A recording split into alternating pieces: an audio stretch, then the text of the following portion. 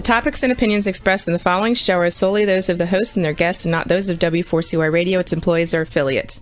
We make no recommendations or endorsements for radio show programs, services, or products mentioned on air or on our web. No liability, explicit or implied, shall be extended to W4CY Radio or its employees or affiliates. Any questions or comments should be directed to those show hosts. Thank you for choosing W4CY Radio. Inarticulate speech, inarticulate speech of the heart. Inarticulate speech, inarticulate speech of the heart. Inarticulate speech, inarticulate speech of the heart.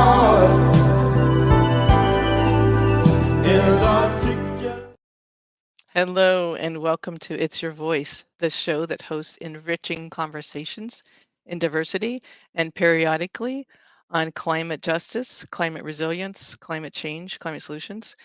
And today we have a wonderful guest who's going to give us a lot of good information, Dr. Jonathan London, who I will introduce fully in just a moment, but I just want to let listeners and viewers know that if they're interested in my work that is related to diversity education and helping organizations align their values with their actions with their values, I often am hired to help organizations identify patterns of bias they are unconsciously perpetuating, to learn how to step out of those patterns and cultivate new patterns to create more belonging and more inclusion in their policies and their actions, which actually benefits everyone and makes people happier.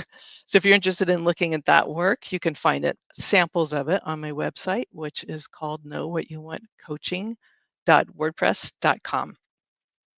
So now to Dr. Jonathan London. Jonathan, why don't you come out now and I'll read your introduction so people can see who you are.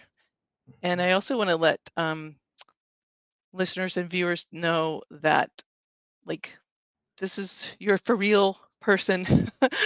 I know often people think people who are academic stay academic, but you're very much about community engagement, community involvement. So I just want to preface how much I appreciate your work in the world locally and distantly. And I'm going to read an introduction to let people know that Dr. Jonathan London is a professor and program director at UC Davis Department of Human Ecology, Community, and Regional Development.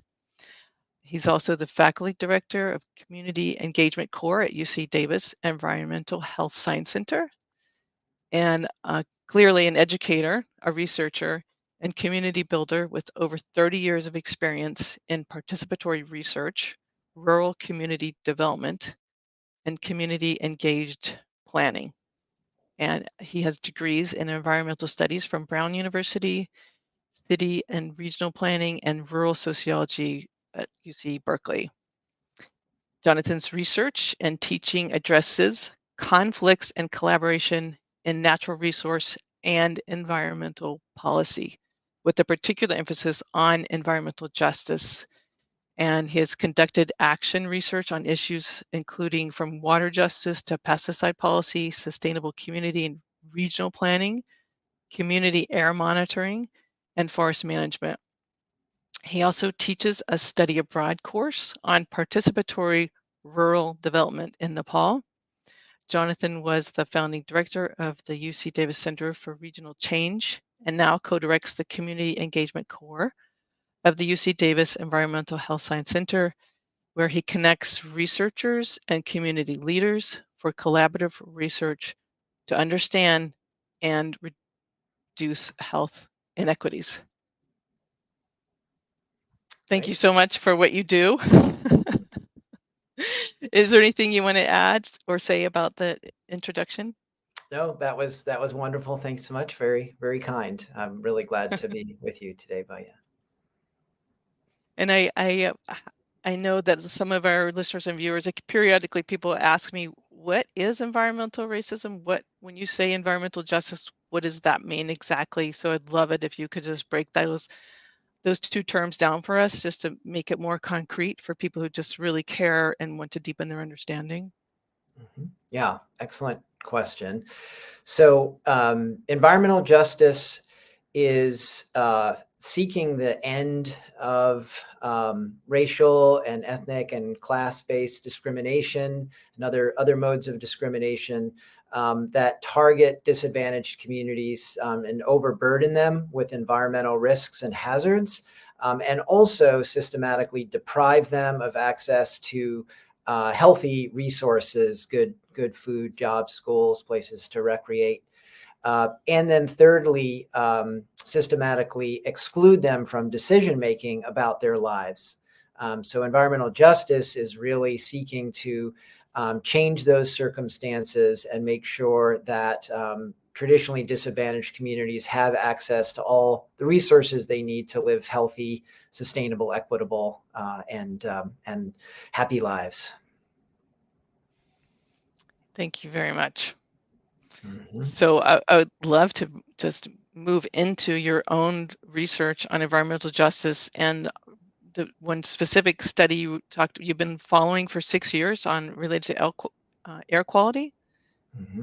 Mm-hmm. based on a study of overburdened communities in California and a law that you made me aware of in California. So can you please frame that for us and let us know what you're seeing and how well it's addressing the purpose of the new law? Yeah, thanks for that opportunity.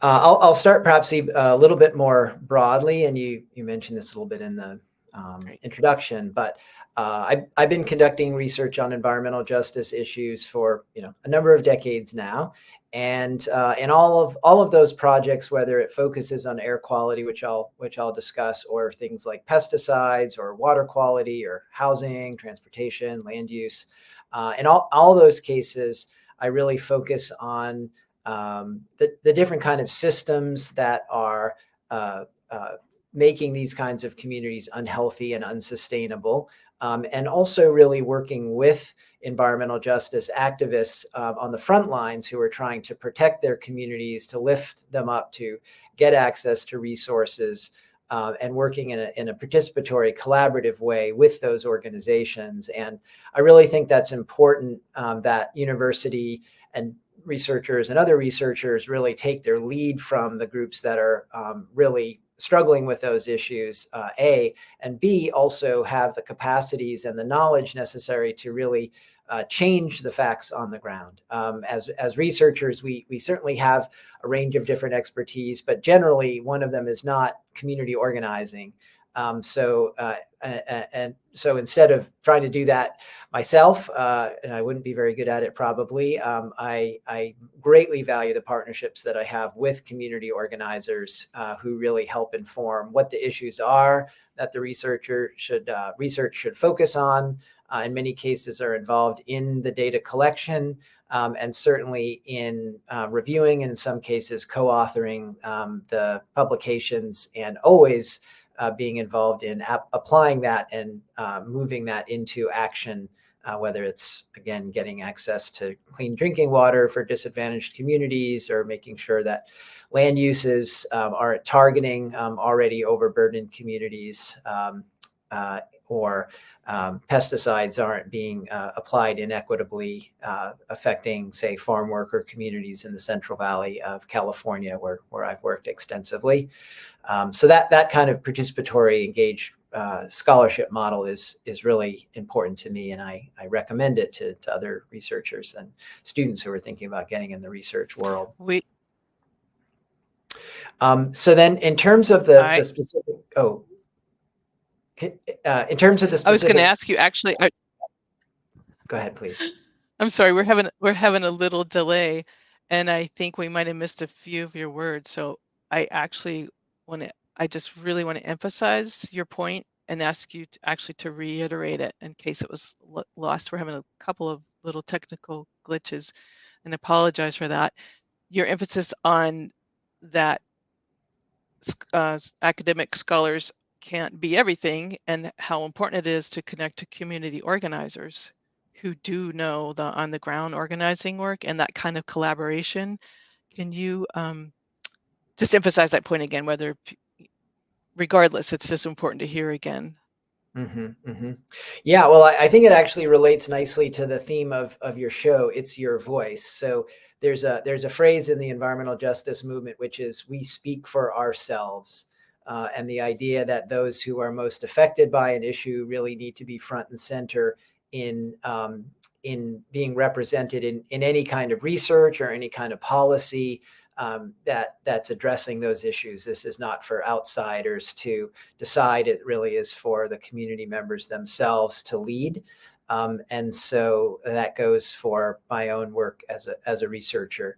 And then another part of environmental justice is really respect for a variety of different kinds of knowledge. So whether that's research knowledge like I'm producing, or people's embodied knowledge, about just their own experiences in the world and the effects that the environment has on their bodies and their communities. Indigenous knowledge and different ways of knowing, different than the traditional Western scientific models, but thinking about indigenous ecological knowledge and indigenous traditions. All of those are really important dimensions that place traditional research knowledge as one part of a much larger ecosystem of knowledge. And that's what I try to contribute to.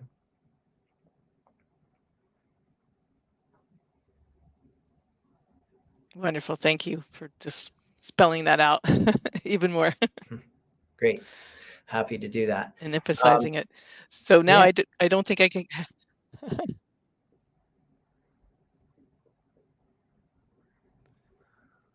So feel free to tell us about the specific 6-year study or any other aspect of I'll try not to interrupt you again. Sorry. Yeah. I think our internets are not quite talking with each other well. Yeah. So the study that you've mentioned is one that I have been working on since 2018 with a really wonderful set of research partners and community partners and public agencies. And it's looking at a California state bill. It's called Assembly Bill 617 or AB 617. And it is one of the state's leading policies to address inequities in air pollution in the state's most overburdened communities. And it does that through selecting a set, there are now 19 of them throughout the state, of communities that can really be learning, living laboratories for intensive investments in community participation and also air protection programs and air protection policies. So we're really interested in seeing how well AB 617 is meeting its really ambitious and transformative goals. And those goals being about community voice and community power building, and also addressing these kinds of air quality inequities. So over the last 6 years now, with partnerships from the California Air Resources Board, that's the state agency responsible for administrating the policy, as well as regional air districts throughout the state, and community partners, we've been looking at how well the policy is in fact managing to achieve its goals. And so we've done that through interviews with key stakeholders, through observing hundreds of community meetings and analyzing all the different clean air plans. And we found a number of things, some that really speak to the positive impacts and successes of the policy, and in some cases, areas of challenge and ways that the policy can be improved in implementation. In terms of the things that have been successful, there really has been an increase in community voice and partnerships where there had been significant conflict. The conflict is not resolved fully, but there are more instances of collaboration between community organizations and residents on the one hand, and the regional and state agencies on the other. It's really a forum for dialogue, and people have talked about how, when you're working face to face and hand in hand with people, it's a lot easier to be in a more collaborative relationship, as opposed to when you're just on, up on a dais where policymakers are, and down making 3-minute comments in the community space, but really kind of around a common decision-making table. So we found that that's been quite successful, although to different degrees in different places, but overall successful in changing those kinds of relationships. We found that the plans that have been developed have some really visionary and ambitious scale to them. So things, for example, like electrifying the diesel fleets and other vehicles at some of the largest ports in the world, truly. The Long Beach, Wilmington port in Southern California, and the port in San Diego, and up here in Oakland as well, in Northern California where I am. So these can be really major polluters of these environmental justice communities, and there's some really innovative work to reduce those pollution burdens from the ports. Things like getting diesel trucks out of residential neighborhoods, putting in vegetative barriers, so even if there is air pollution, it's being filtered and the communities are being protected. Changing refinery and emissions rules for toxic emitters of different sorts of facilities. So some really ambitious actions in things that they call community emission management plans, or community emission reduction plans, excuse me. So that's been very exciting. One of the things we found that's been particularly challenging is the implementation of those plans. And that's really what's happening now in many of these places and what we're focused on. There have been a lot of delays in getting things moving. There have been opposition in some cases to elements of the plan from other local and regional officials that find it against their interests, or the industries that they're engaged with interests. And then there's also a problem that we've seen as what we're calling a complex ecosystem of implementation, by which we mean that there are all of these different entities: local governments, state governments, corporations, transportation districts, ports, and so on, that weren't part of the original policy, but need to be involved in the implementation, and coordinating all of them, getting the resources they need, making sure that they fit all the different interests. That's been the really challenging part. It's also exciting, but there really is a lot more that needs to be done to help move from idea to action. Wow. Well, for that particular challenge, do you see that, well, I'm sure it involves collaboration from all partners, but do you see, is that more of the role of community organizing and facilitating, or is that what do you see as the best ways to address the biggest challenges there? Like how,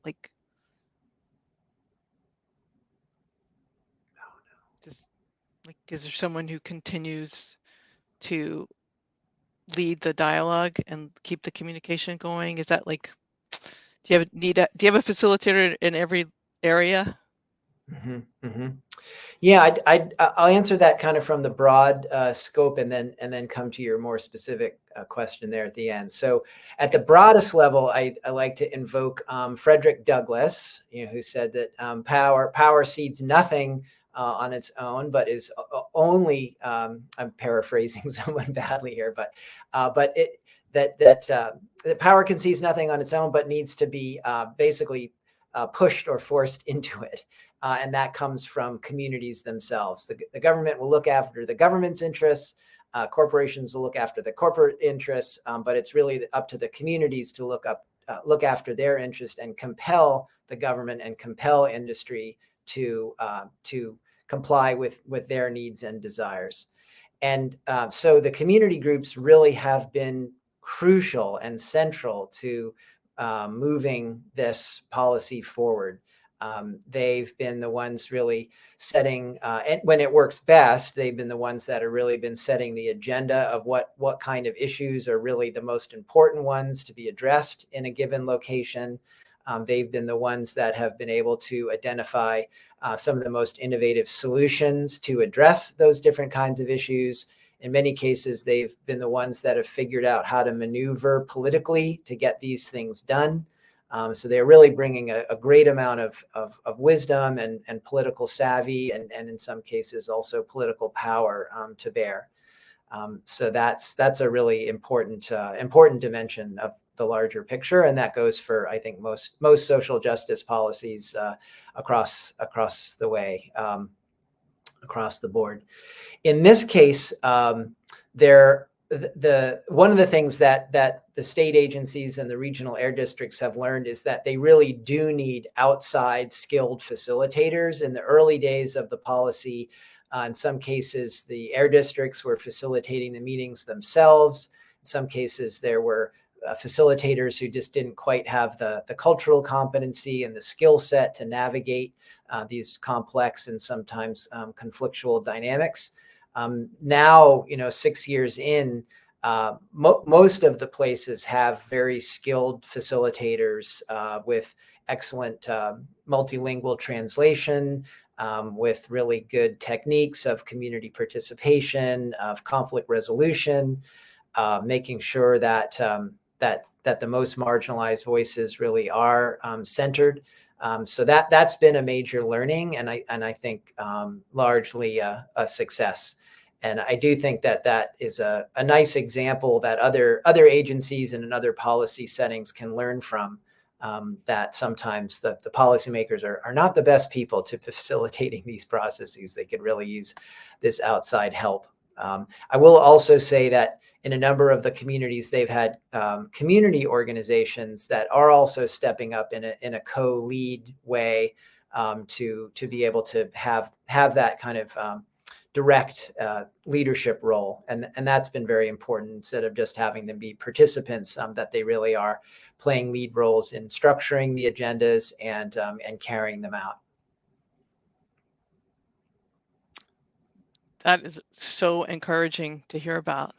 Mm-hmm. It's so inspiring, and I love your paraphrasing of Frederick Douglass and the emphasis of the communities need to compel for themselves, for their advocacy, and that we can they need to compel governments, they need to compel corporations and industries. That's such an important aspect, because we can live with the kind of the false notion that governments take care of us or corporations will be mindful of human rights, but clearly that has not happened overall, or we would be in the situations that we're in. Mm-hmm. Mm-hmm.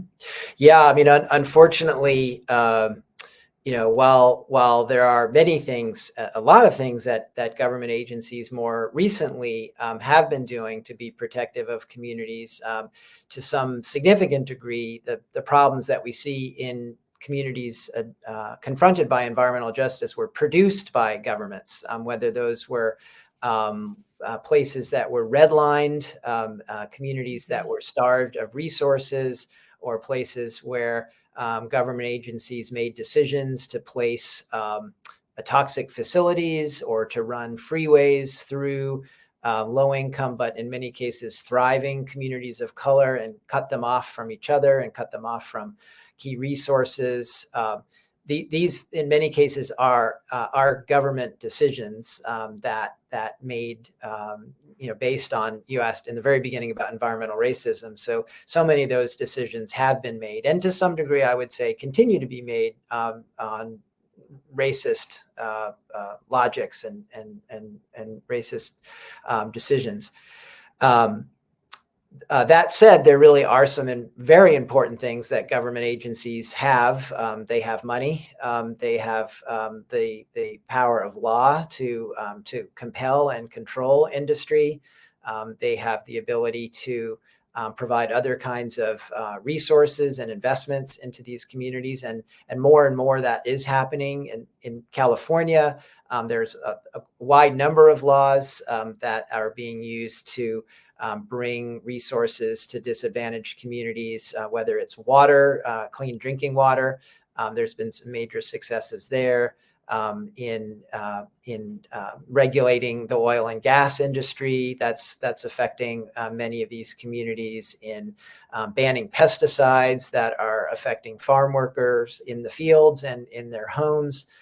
So there's some really progressive advances, and I would say also with the Biden administration, this has been an administration that has moved environmental justice more than any other administration in the history of the country, truly, with leadership in the federal agencies, with investments in the agency budgets, as well as enforcement and other kinds of policies. So there's a lot that can be done. There's a good bit that is being done, but there's a lot more that needs to be done. And it's typically the community social movements that are leading the way.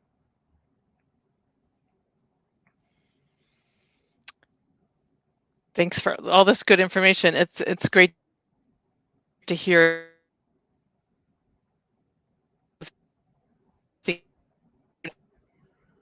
that's ever been done, based on how much work needs to be done, and how this is like another very broad question. How do you feel California is leading? Because of course this is all over the country. How do you think California's doing? Yeah, as I mentioned briefly, California really has been leading on a number of different fronts, and that's been going on for a long time. When environmentally, but also other things, labor law and social policy, welfare, and things like that. In terms of environment, there have been some really important advances.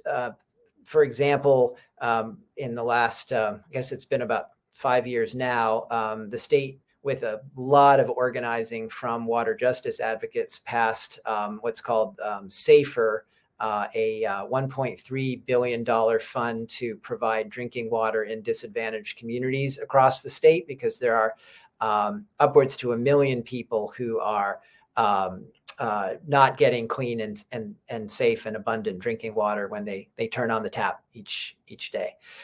So the state has made this major commitment. Earlier than that, and then it somewhat set that SAFER policy up, there was the recognition of a human right to water. That was 2012, and that also was the result of probably about a decade of water justice organizing. And the state recognized that water is not just a commodity or even just a service, but it really is a human right. And that's directed all relevant state agencies to ensure that human right is met. There's a long way to go, but that policy has been really important. There's new environmental justice tools that have been created that have then found their way out to be adopted and replicated in other states and in the national level as well. We have something called the Cal EnviroScreen, and that looks at the cumulative effects of environmental and social vulnerabilities on communities. And so you can really literally see from red to green, and the red areas are throughout the state are those that are most burdened by environmental hazards and have fewest social and economic resources and greatest vulnerabilities. And that's directed truly at this point billions of dollars to support protections and health equity improvements in the most disadvantaged communities. And now there are similar tools that the United States Environmental Protection Agency and the Biden White House have created to some significant degree, modeled after California's Cal EnviroScreen. So there is that, as I say, kind of ripple effect from California outwards. That's great to hear. Mm-hmm. Yeah. I just want to acknowledge that the less I talk, the better. There's glitch on my side, not on Okay. Dr. Jonathan London. So everything you're saying is very valuable, but I wanted to ask you to feel free. Well, you also want to talk about something else that you're helping co-found that's local to anyone near in Davis, California. Davis Can. And I want to just hand it over to you to talk about that, so I don't interrupt you or when you're ready. I mean, there's plenty to say more about this. So. Yeah, no, I'll happily do that, and then we can kind of bring the two pieces together a little bit more. So I am helping to form with a wide range of wonderful activists and community leaders in Davis in Northern California, something called the Davis Community Action Network, or Davis Can.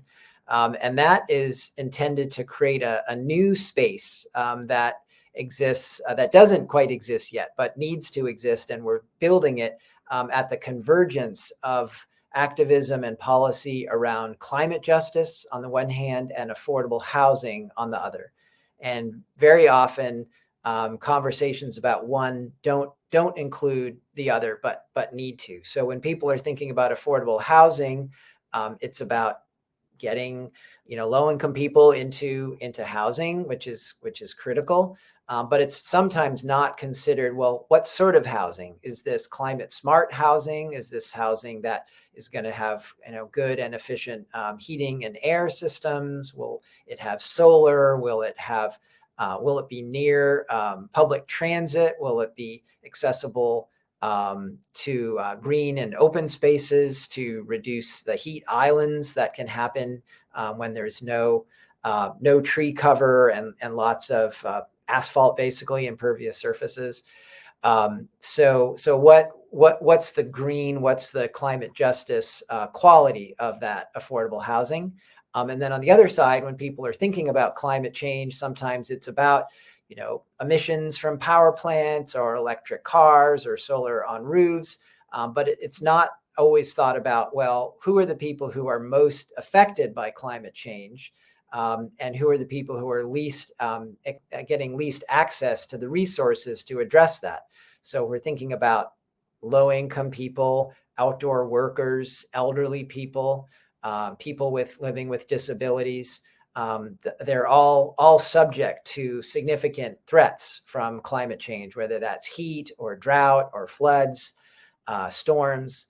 And so those populations, we could call them frontline communities, need to have their needs addressed. And housing is a crucial buffer to those sorts of climate threats. So simply having housing, addressing the massive, and I would even say shameful housing homeless crisis is one part of affordable housing and climate justice, where unhoused people are some of the most at risk from climate change for obvious reasons.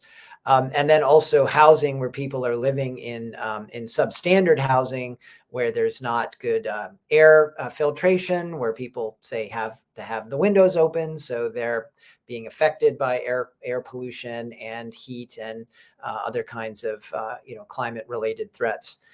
So when we're thinking about climate, we need to think about housing. And when we're thinking about housing, we need to think about climate.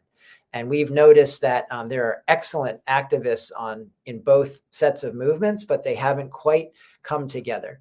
And so Davis Can is really dedicated to bringing those movements together here in our small town of Davis. But we hope, and knowing you have a national and international audience, we hope that this can really be a model that can be used by other cities elsewhere around the country and around the world, where we're deep listening, we're coalition building, where visionary thinking and planning can come together to create these climate smart and equitable communities. And that really needs a holistic look at how all of these different social and infrastructure and economic systems come together. That is so encouraging, and we need encouragement. The education that you're giving us on even this just summary level, I just find very hopeful, and I certainly believe Davis Can will be develop a model, and we'll definitely keep letting the world know about it. And we've got plenty of time. We have about good 15 minutes. So the more you speak, the more I learn.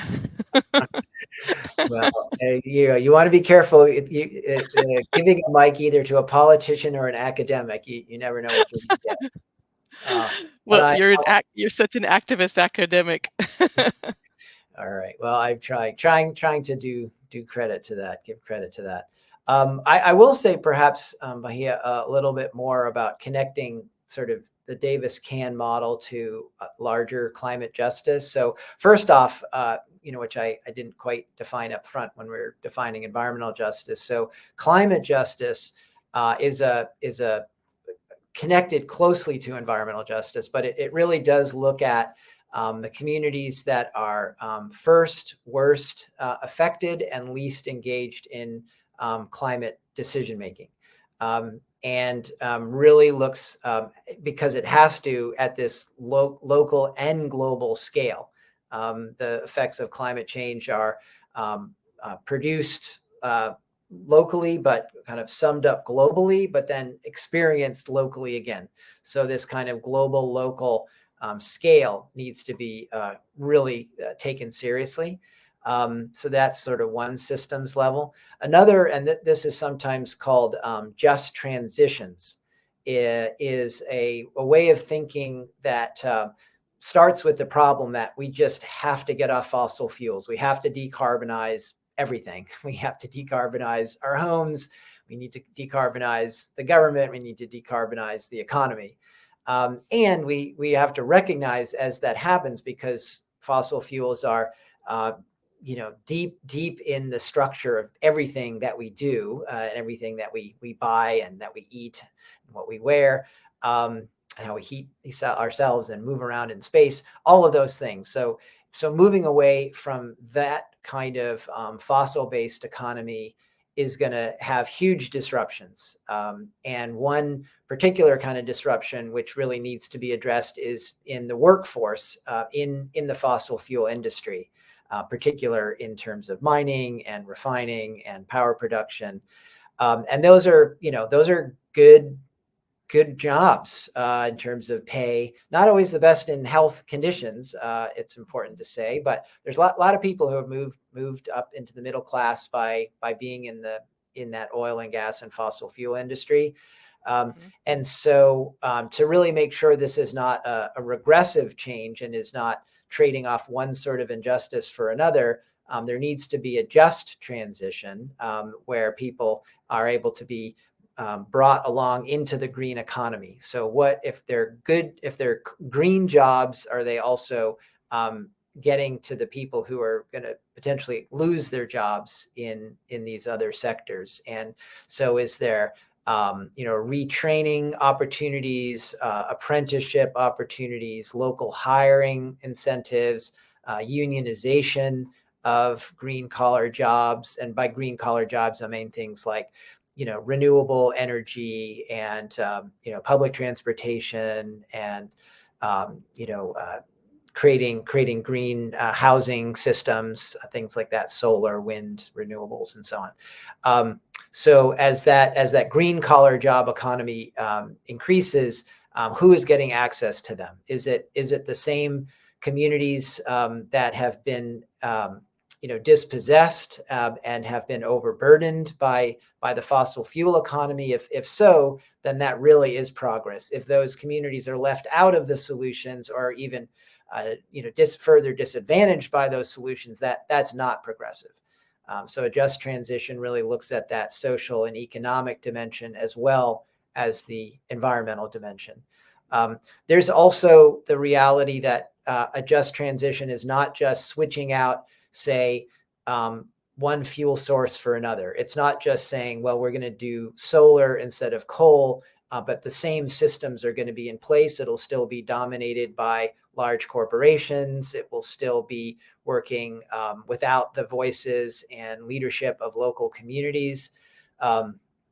that's not a just transition. That may be a transition, but that's not an equitable, sustainable, and progressive one. So the just transition also involves devolving control from big corporations to municipalities, having energy co-ops, having municipal utilities, having other kinds of community scale innovations.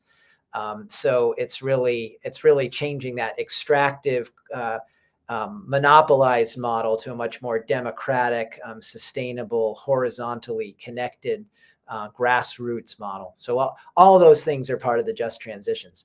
And so Davis Can is one small piece of that much bigger picture.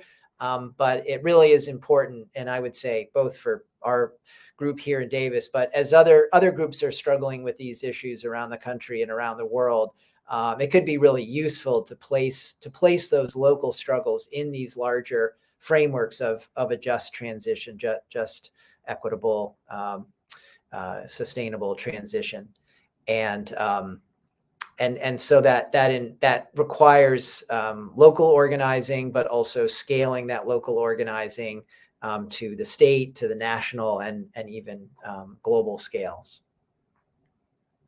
What a refreshing model to integrate all those aspects of human society and to have the broad vision of equitable, just, inclusive transition. Mm-hmm. Mm-hmm. That really spells it out even more. So what can people do, whether they live in Davis or elsewhere, and you can speak to each separately if need be, to help bring if this is resonating and this is sounding like healthy and hopeful and encouraging and I'm motivated, how can I be a part of this? What are some suggestions you have, whether someone's in Davis or elsewhere in the world? Mm-hmm. Yeah, that's a really great question. What is to be done? I always try to work with my students on that, because it's really easy to just focus on the problems, and that can be really disempowering. And there's a lot of thinking now about things that people are calling like eco grief or climate grief. So there's this sense that we're in and contributing to the dying of the planet, and just how profound that is. I mean, what a fundamental sorrow it is to live in these times, and to not feel like we're perhaps equal to the task. And so the one of the things that I think it's really important to do is move beyond the level of the individual and to the level of the collective. So individually, there's certainly things we can do, and there are books about this, right? So reducing meat consumption, getting out of the cars, using bikes, public transportation, changing out fossil fuel based heating and air to solar and renewables. Looking at other sorts of consumption, actually clothing and fast fashion, sort of disposable based clothing is a huge source of environmental and climate change kinds of impacts. So there are definitely things people can do as an individual, but it's never going to be enough. It's really a structural issue with our economy and our politics addiction to oil, and to the influence of the fossil fuel industry on politics. And so there has to be action at that collective level. So there's been a huge movement in universities, but also local governments, about divesting from oil and gas. UC Davis and the UCs themselves have taken some really important steps. The city of Davis has done some really important divestment work, and that's had ripple effects, across the country, and many other countries that are probably more advanced than United States in divestment. But we need to really think about these, not just our thousands or even some set of thousands of dollars that we control at our household level, but at the levels of governments, at the billions and trillions of dollars, we still in this country subsidize oil and gas massively, and there's no good reason for it. Truly, at this point in time, there is no good reason to do that, and yet the politics are such that continues to happen. So what would happen, say, if we had a groundswell of, we have 300 plus million people in this country. What if there were, tens of millions of people who were organized together, lobbying the government, lobbying from local up to federal, to switch that kind of investment from fossil fuels to renewables. That could just have a huge effect. And so the lesson in response to your question, Bahia, which is an excellent one, is, align yourself individually, but work collectively. Connect with social movements, connect with other organizations, try to link these things up into larger networks to scale to the size of the problem. Thank you so much. It's really helpful to hear, such an accomplished scholar and researcher emphasize the importance of, like, how to do that is getting to know and acknowledge the voices of the activists. And you're so right. Historically, activists are the ones who helped us create national parks or start saving spaces and start thinking. It does come from the ground up. So much in my understanding. And I just really appreciate how much you are validating the inclusion of voices of communities that are being directly impacted, or who have the privilege of not being directly impacted, but have the freedom and the health to advocate for other communities, and to align collectively to take individual responsibility in those great specific ways you mentioned, and find a way to align with collective action. So much is possible. I love the like your question of what would happen if there were a groundswell, because it's entirely possible. Mm-hmm.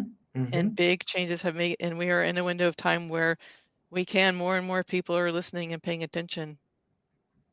If David's can, we all can. There you go. That's the slogan, right? David's can, we all can. Exactly right. Yeah. I think you're right. And I think, podcasts like this and other sorts of resources can really help people educate themselves, so they understand the complexities of the problem, and also can kind of see through the greenwashing that where oftentimes corporations are portraying themselves as clean and green, but it's really just sort of a maintenance of the status quo. So people can take individual action by educating themselves, and learning about how these systems work, and learning about the kinds of solutions that they can invest themselves in. So I commend you for doing the work that you're doing, and the people who are listening to us here, that this is a really important thing, because there's a lot of disinformation out there. There's a lot of information that could make people feel disempowered. And so we really need to see through that and use our critical, creative, but also compassionate selves to chart the way forward. Well, thank you. And that was a beautiful thought, but we have another minute if you want to, and then 30 seconds. I'll take the 30 seconds. You take the minute. Any last closing thought you want to use for the last minute before I say thank you to everyone? Yeah. What to say? I mean, there is that, the phrase that, nobody has to do everything, but everyone has to do something. I really want people to take that in seriously. And I also think that, just those human connections, that if we kind of reach out, it can help us not feel so isolated.